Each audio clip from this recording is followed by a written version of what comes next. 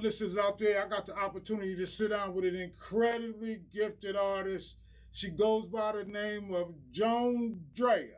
And we're going to sit down with Joandrea for a little while. She's going to let us know what it takes to do the things that she do in the industry that we're in. So, Joandrea, how are you today? I am wonderful. Thank you for asking. Absolutely.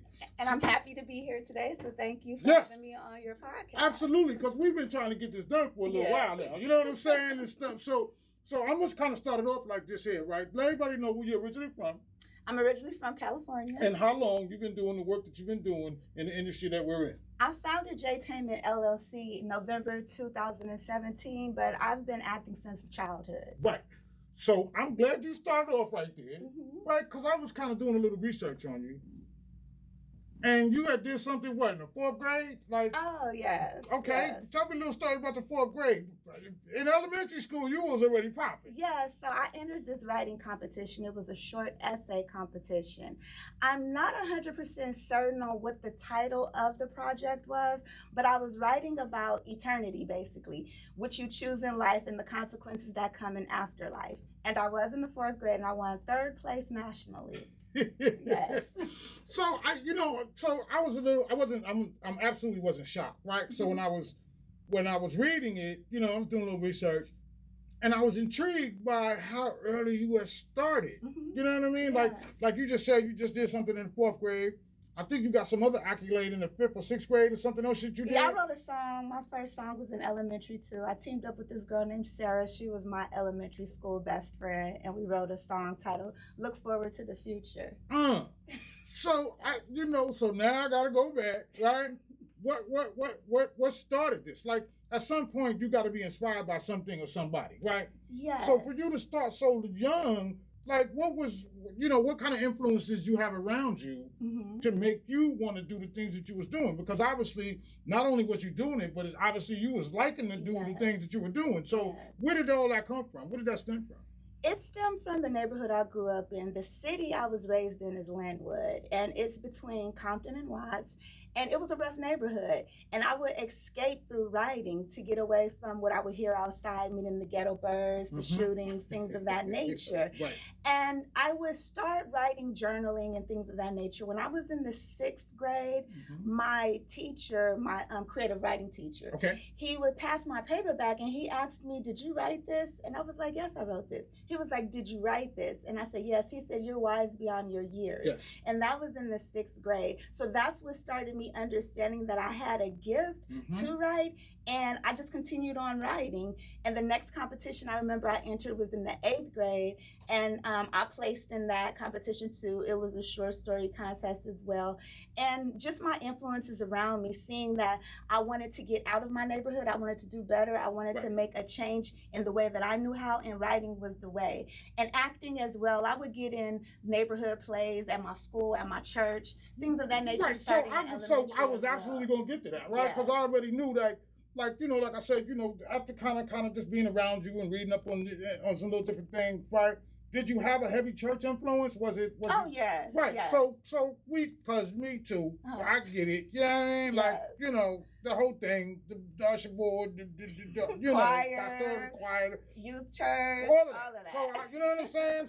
So you kind of understand some of those things and how you pick up some of those talents, right? But a lot of us, when we're younger, we don't want to do it. We're kind of made to do it. And it sounds like you just kind of picked it up, like. Right. I wanted to do it. It's something that I feel was in me. As a child, I knew I was destined for greatness. My mother told me my name. My mother's from Birmingham, Alabama.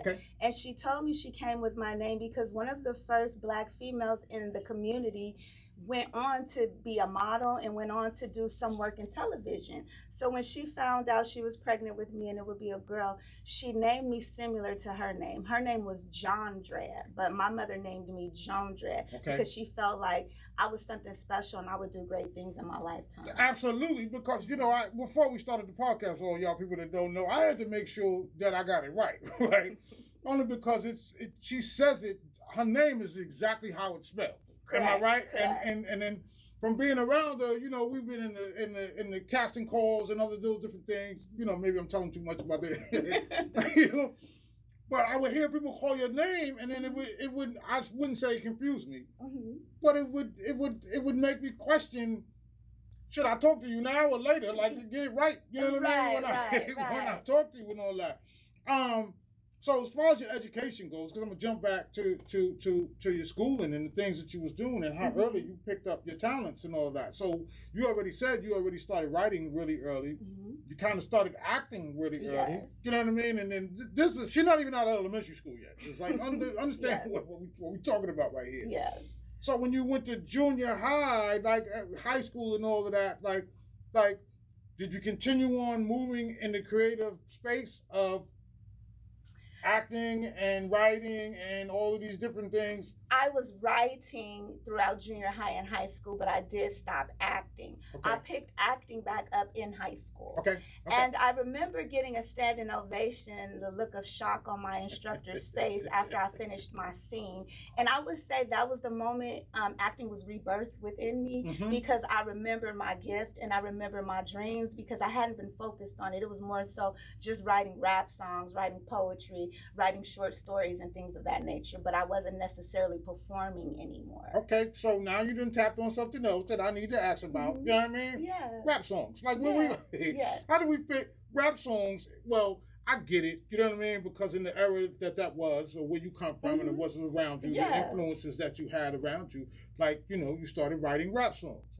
How did that work out? Like, how did the rap thing work out? It worked out well for me to a certain degree. I was on this label, Sweatshop Recordings, and I was the only female on the label that was a rapper and a writer for a while.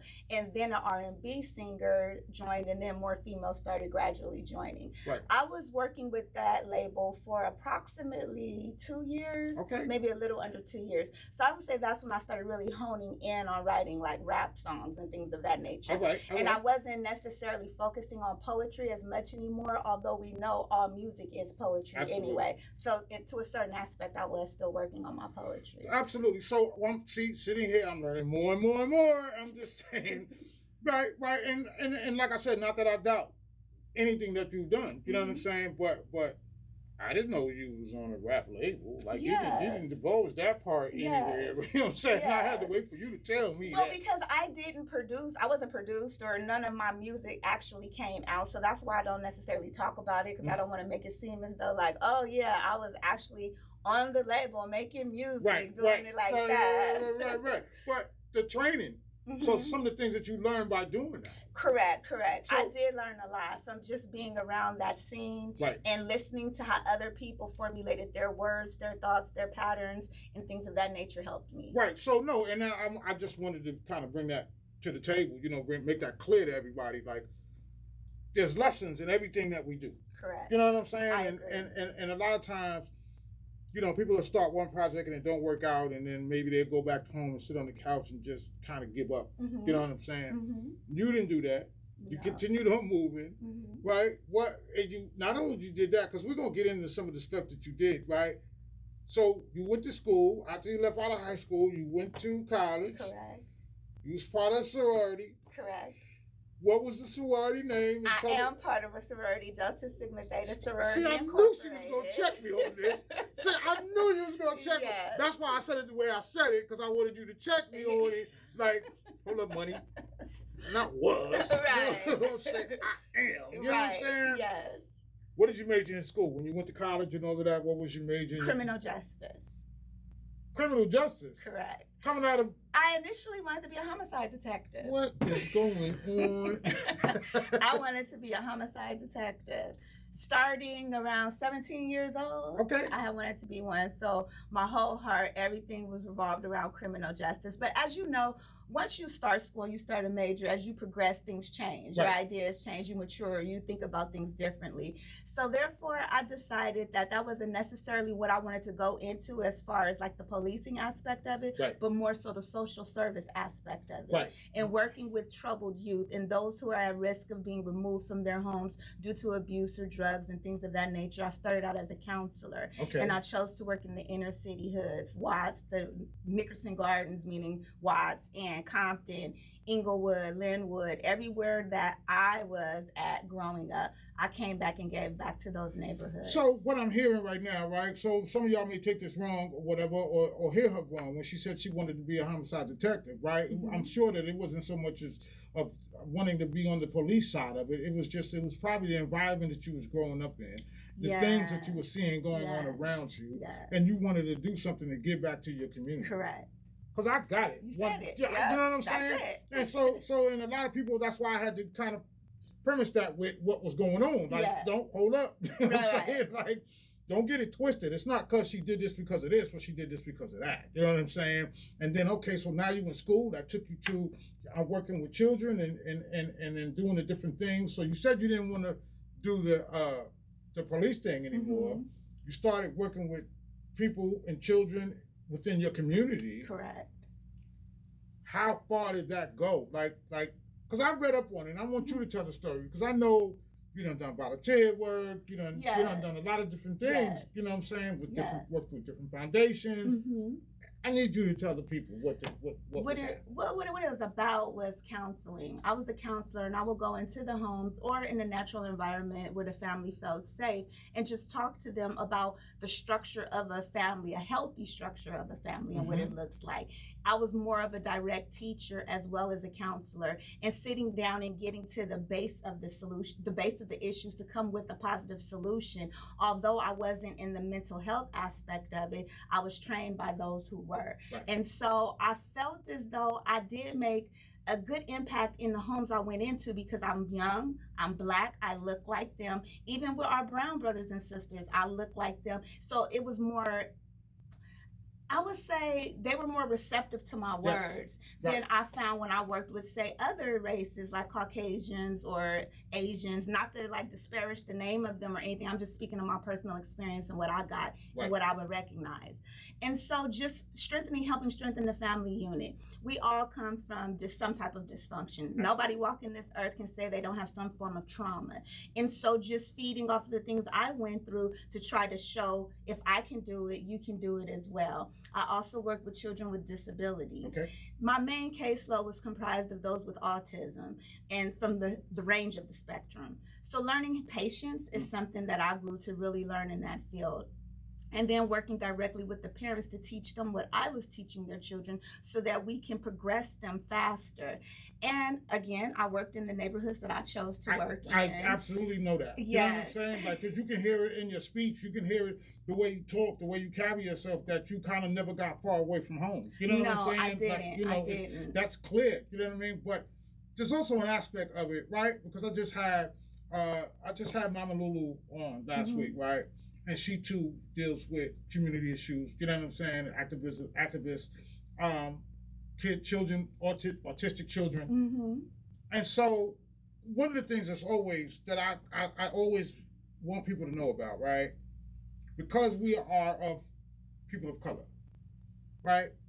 And in the background, when you got to do that paperwork, and you got to talk to these people about providing new resources for our people, I need you to talk about the difference between how they'll greenlight one thing and won't greenlight another.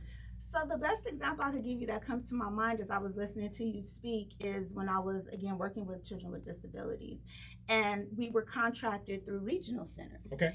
And there was South Central Regional Center, West Los Angeles Regional Center, Latterman Regional Center, and it goes on and on throughout California. There's several regional centers that are designed to provide services specifically for those who are disabled. And I would notice that in the areas of where minorities were, the resources weren't giving as swiftly. You would literally have to battle and fight for IEPs, which are individual education plans. Okay. So children would have disabilities, they would have certain plans made up for them to follow them to make sure that they could succeed at the best. They would have the highest probability of succeeding. Right. That came easier in areas that weren't filled with minorities. Right. And I would complain about it. I would advocate for my parents, for my children, for my youth as much as possible. But it's only so much you could do. But I never gave up trying to advocate and teach them the services. So the more knowledge you know, the more they can't tell you no. Right. So teaching them laws and letting them understand what their true rights was, how to follow up, how to speak up, because I'm only here temporary. After I leave, you need to know how to carry this torch on for your family. Absolutely. So that's a prime example I could give you. Right, and I wanted to absolutely you to speak on that, right? Because a lot of times people don't understand the plight of what it takes to actually go through those different things when you are in that space with these people. You know what I'm saying? Like you are at times trying your hardest to get different things done, right? For these people in your community, but you keep getting short-stopped. And the crazy part about it is I would have one client that's one block over, literally in a whole different regional center, and I would see the disparity right here and then go one block over and see what you got just because of your zip code. Right.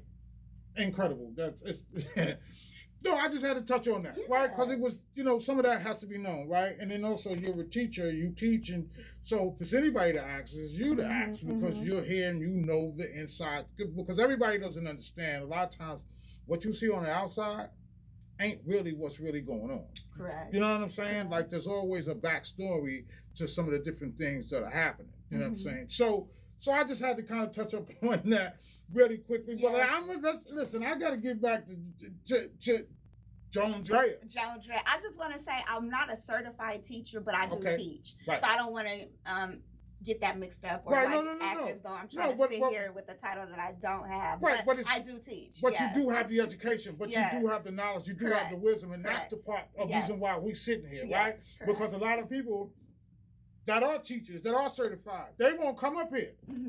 You know what I'm saying? Because they know I'll get at them like a certain way. You know what I'm saying? And if you ain't got a connection with the community, it might be a bad day for you. That sitting and here. I love the community. I mean, I am truly about the community. I love community service. I feel something wrong with inside of me if I don't do community service like for a certain time frame. Right. I have to do something. No, I get it 1,000%. All right, so let's get to the entertainment part of what you was doing, right? You already talked about you was a writer. We know you a writer. We know you an actress, right? Now, I kind of think theatrical. Yes. What brought you to the theatrical part? Because you got vast skills, like crazy. You know what I mean? How did you go to theatrical? Because that's the hardest. Like a lot of people don't really understand. Yes. Putting a theatrical play together.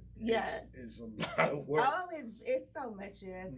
I'm gonna say again, it started back in high school when I told you I was reminded of my gift and my love for the stage. So then when I went to college, I took theatrical classes as well, and I was complimented immensely from my peers, from my professors, and I took classical singing as well when I got into college, and it just really opened up my mind to the stage because you can do live.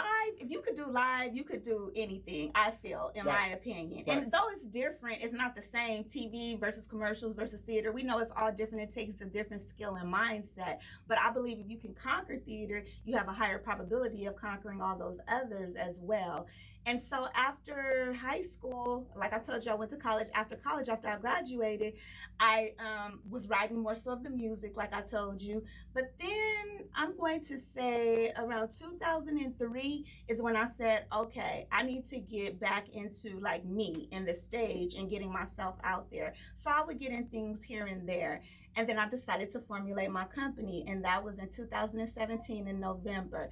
And I wanted it to be a production company because I knew I wanted to do everything in all aspects of entertainment. I didn't want to just limit myself to one thing.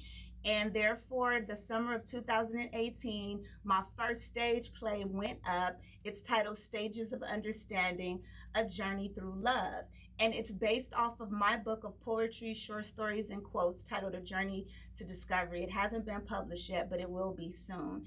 And I took pieces from all of these different points of my life to tell a whole story about love. And it's not just about intimate love. Okay. It's about love between friends, love between sisters, love between colleagues, love of self, right. Your own self-love. Okay. Okay. And it just takes you on a journey up and down through different phases of life. So that was volume 1. Then I wrote volume 2.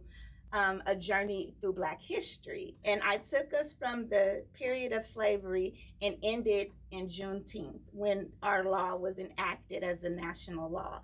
Okay. And so therefore, I've written many other things on the side, like I did poetry nights and things of that nature where I would bring a cast together to perform my poetry.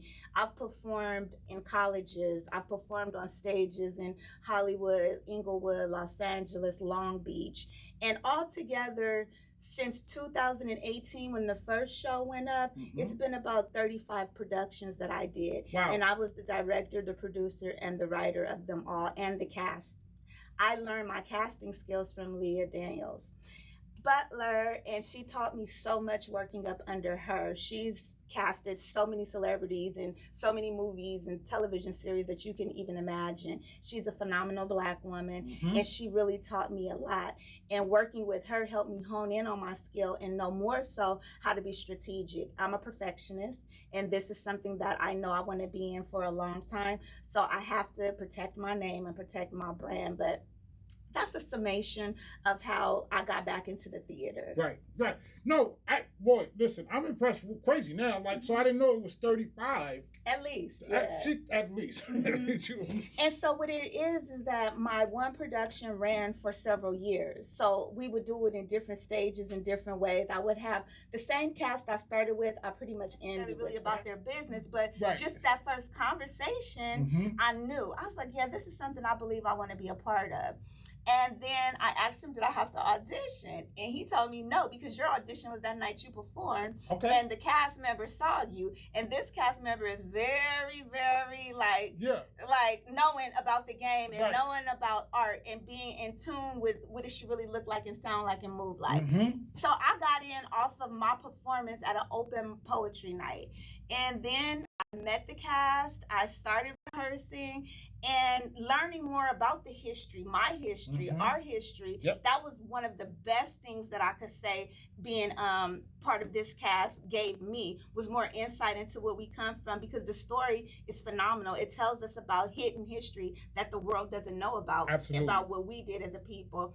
And just the camaraderie was nice. Everybody was working together as one. Yes. They wanted it to be successful. They wanted everybody to be successful. Right. It wasn't nobody bigger than the other. Right. And the direction was well. The input was great. All the feedback during rehearsals we took in, and we killed it the day of the show. It was a wonderful experience. I had family come out of state from Georgia, from California. I had people travel from various places in Arizona. So everybody from my family and my friends and my sorority sisters who were able to attend loved it. Yeah. Other cast members are saying that everybody who came to see them are giving great raves. Yes. So it was a very wonderful experience. And so, a lot of times when me and Farrell, we explain it to different people and we tell them what we do, they think that they think we do other stuff, right? They think that we just kind of stuck in the magazine space. They think we just kind of stuck in the radio space. They're like, oh yeah, you guys just do. But when they really peel the page back and really see what we do and how we get out, you know what I'm saying? Like, because this wasn't the first one. Yes. You know what I mean? Yes. We done this several times. Right. And people will be like, look at him and be like, yeah, no, we done that. Like, yeah, me and him done that, right? And then I told him, and I'm gonna tell you right now, right? No disrespect to anybody that done it before y'all did it that night, right? This is one of the strongest ones that I felt really, really good after this. Like I couldn't believe, like he was like looking at me, because I'm stage manager, I'm somewhere, and he's looking at me. He walked by me and he's like, yo, why you smiling? What you smiling for? Yeah, he's like, what you smiling for? I said, yo, this is dope. This was nice. You know what I'm saying? This was really nice. You know what I'm saying? Because everybody was on point. You were super strong in your spots. Thank you know what I'm you. saying? In your place. I appreciate that. And I just wanted to give that. I just want to give you those props in case nobody else gives you the props. You know what I'm saying? I'll just let you know.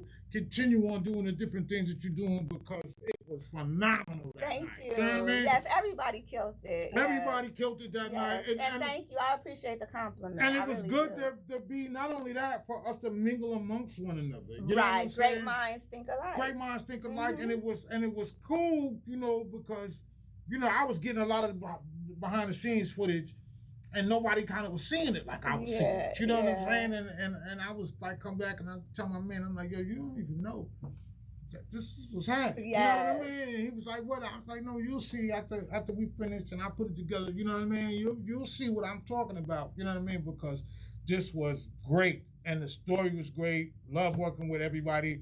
You know, Baba, we've been around with Baba for a minute, you know what I mean? Baba was telling us, you know, he always enlightened us, you know, about history and different things.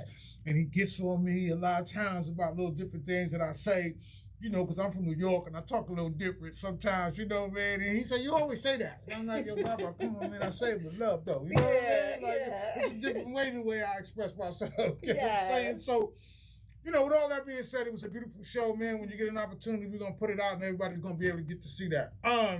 My next question to you is, what's next? Like, what's next? I want to publish my book, Journey of Discovery, which I mentioned earlier. It's a poetry book, and I have short stories and quotes in it.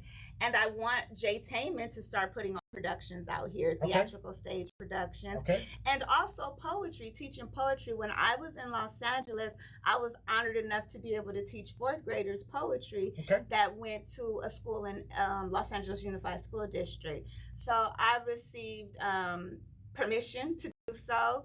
Not that I'm a certified teacher or anything, but it went through the necessary chains, and then I was able to put it on, and the children loved it. And it really opened up my eyes to my ability to not only teach adults theatrical stage presence and things of that nature, but youth poetry. And it was just such an amazing experience seeing the beginning, the first class, when I couldn't get like one kid to stand up, to towards the ending of the classes when they were about to end for summer, and the students just aligned all the way down around the classroom. And I'm like, y'all, we're gonna have to finish this next week. So I really want to get into that, teaching poetry to juveniles and maybe youth, but I prefer like the younger children because they're more receptive, and it helps them have a space to talk. Absolutely. Yeah. It's always a place where they allow themselves to be guided. Right? They allow themselves to be taught. You know what I'm saying? Exactly. To where now you dealing with some hard heads, you know what I'm saying? Or a little older. You like, God, doggone it, then I gotta say it again to you. You know what I'm saying? So no, that is beautiful. You know what I mean? And then as you was talking in my head, just to show you in my head, I was like, you know, we'll talk about it off day because, like, I was like, yo, we got this available for whatever. We got a stage right there. We got lights, whatever. You want to bring the kids in, they would sit down. You can be right there. It's all short. It's intimate. You know what I'm saying? Like, we can make that go. You know what I mean? But we'll talk about that later. And then, too, I want to continue to be in stage productions written by beautiful people here in Arizona. Okay. For all my listeners out here, man, y'all heard it first. Right here, baby, on Media Made podcast, you know what I'm saying? It's me, Sangria, but we're not going away just yet, though. Hold on. Before we go, I need you to shout out and plug everybody that you think that's helped you get to the place where you are today. Okay. Yahshua is number one, first and foremost. Because of him, I understand more of what it is to be a woman, what it is to be a creator, what it is to be obedient.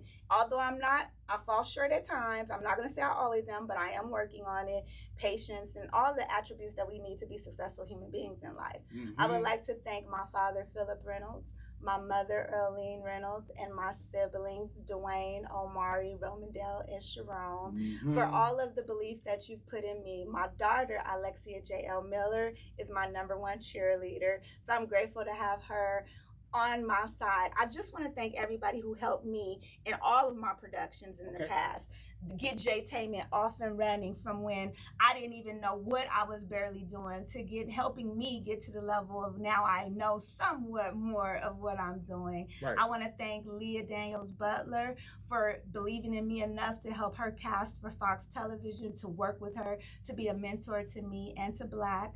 He also brought me under his wing and taught me more about the behind the scenes and what it is to be a professional woman in Hollywood. Absolutely. And Delta Sigma Theta, all my sorority sisters, for the love, the sisterhood.